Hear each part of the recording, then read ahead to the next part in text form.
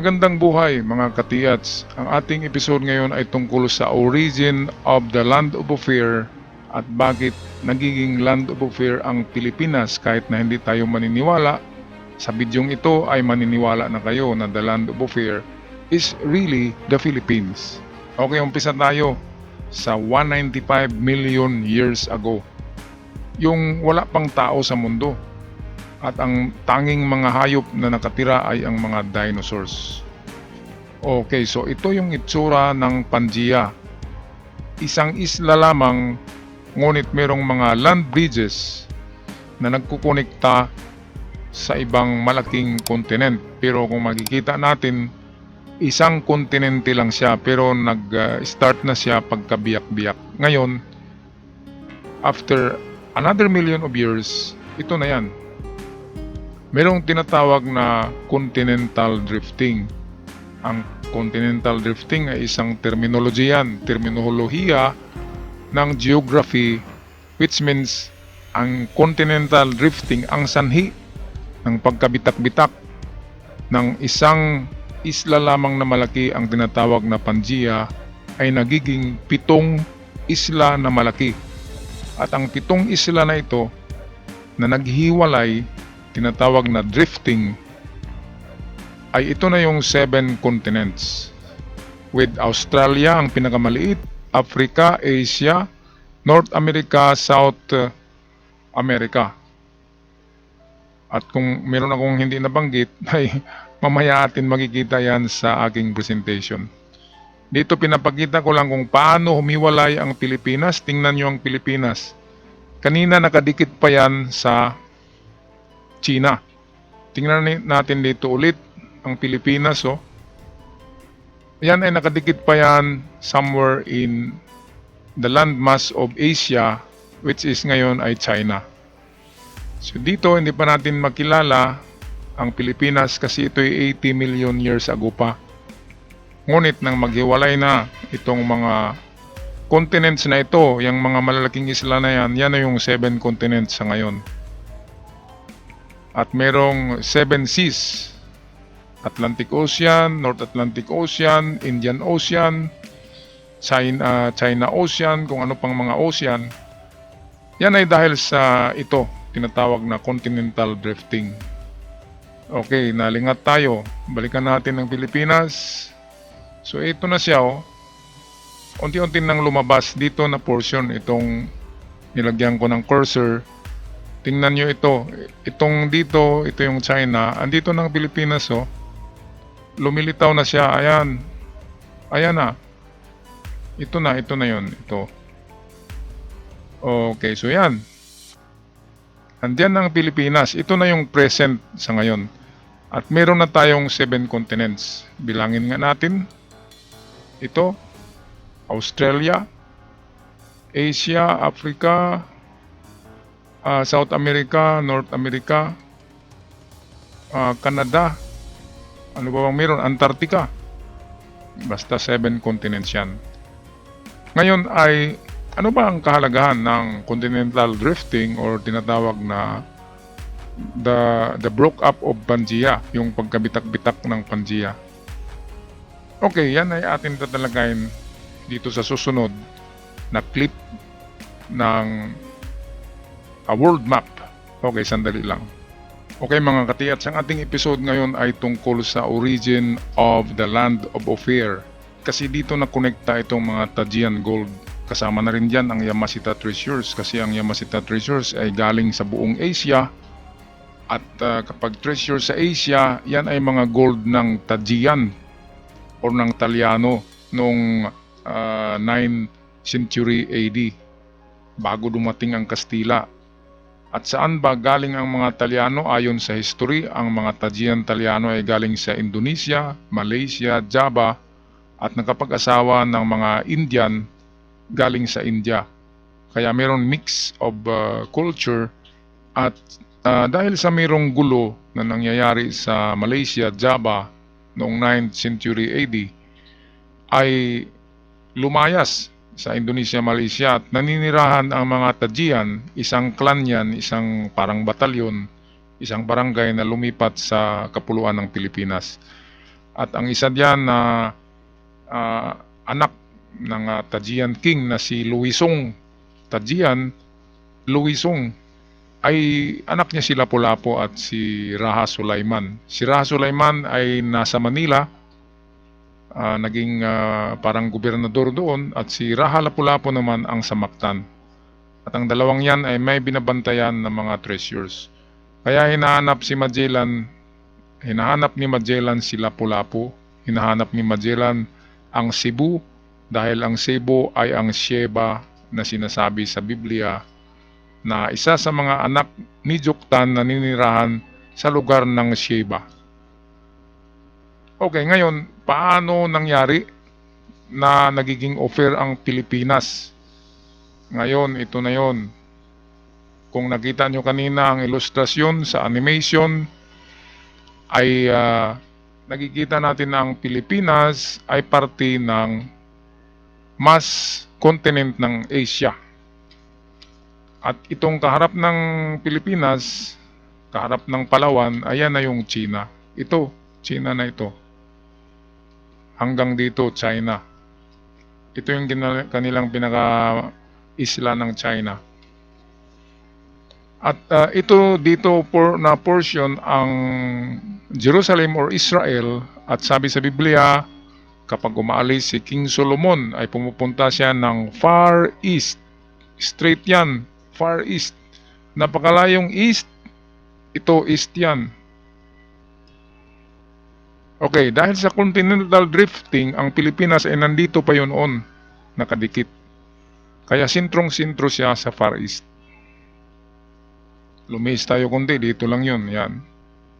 So ito yung Pilipinas noon.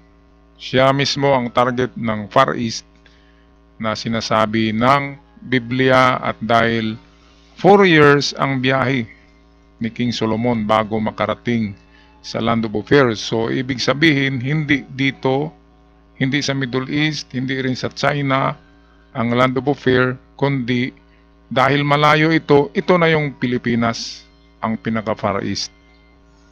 At naabutan pa noon ni Marco Polo na ang Pilipinas, nang dumaan si Marco Polo, ang mga bubong daw ng bahay ay may mga ginto.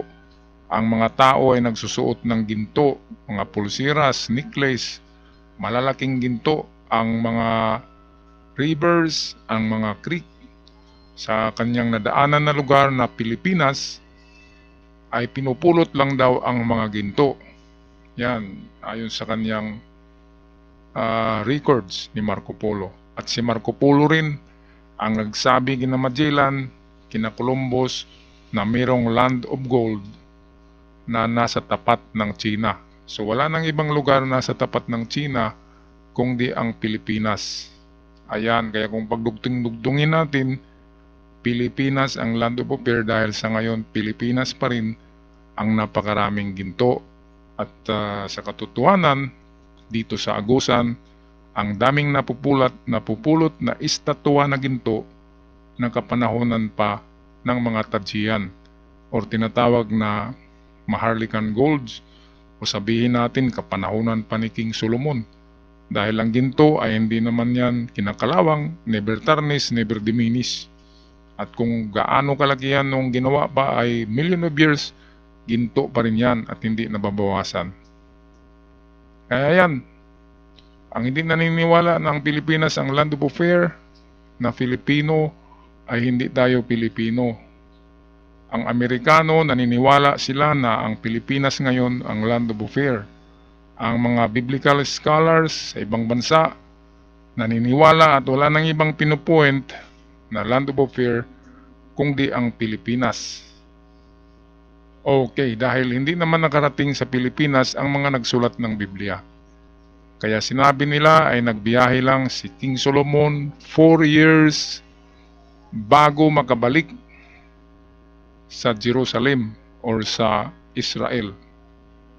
Ngunit, isang proof na Pilipinas ang pinuntahan ni King Solomon, dahil hindi lang ginto yung dinadala niya na galing sa Pilipinas, galing sa Agusan, galing sa Surigao, galing sa Cebu, galing sa diyan sa Cordillera, sa Benguet, napakaraming ginto diyan.